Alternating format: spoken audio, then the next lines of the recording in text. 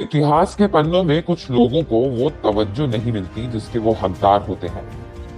हैदराबाद के निजाम मुअज्जम जहां से बिहाई गई राजकुमारी नीलोफर के साथ भी कुछ ऐसा ही हुआ।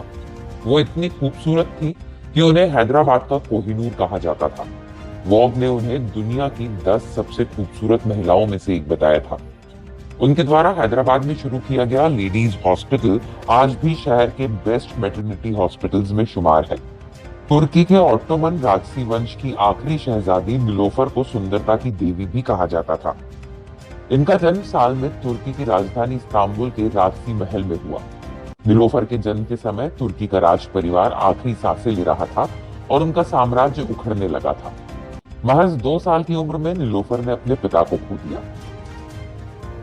7 साल की उम्र में वो अपनी मां के साथ तुर्की छोड़कर फ्रांस आई, जहां उनकी जिंदगी कठिन और साधारण लोगों की तरह हो गई। नीलोफर ने अपने जीवन में कई उतार चढ़ाव देखे, लेकिन नीलोफर किस्मत की धनी थी और दुनिया के सबसे धनी राज परिवार हैदराबाद निजाम की बहू बनी।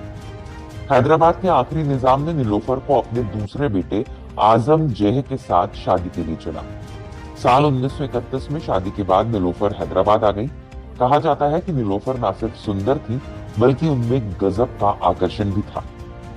शादी के बाद नीलोफर जब हैदराबाद आई तो निजाम के परिवार में महिलाओं के लिए पर्दे का रिवाज था, लेकिन वो कभी पर्दे में नहीं रही, बल्कि निजाम परिवार की महिलाओं के सार्वजनिक जीवन का बंद दरवाजा उन्होंने खोल दिया।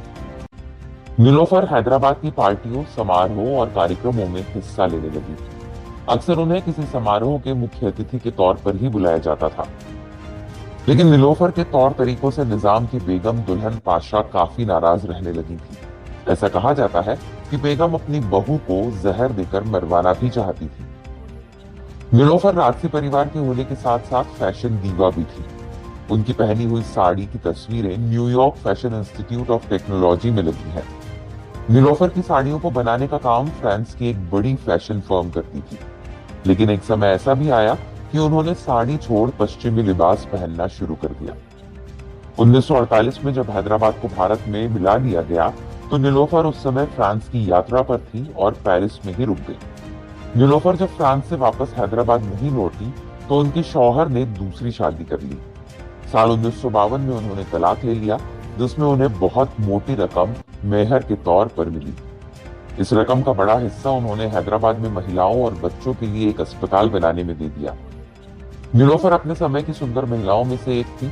कई वर्ल्ड मैगजीन्स ने तो उन्हें दुनिया की 10 खूबसूरत महिलाओं में चुना था। अपने शौहर को तलाक देने के बाद वो फ्रांस में अपनी मां के साथ रहने लगी।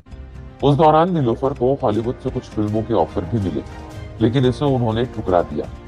कुछ समय बाद उन्होंने एक अमेरिकी युवक एडवर्ड पॉप से शादी कर ली। साल 1989 में राजकुमारी नीलोफर का निधन हो गया। दक्ष विजन रिपोर्ट।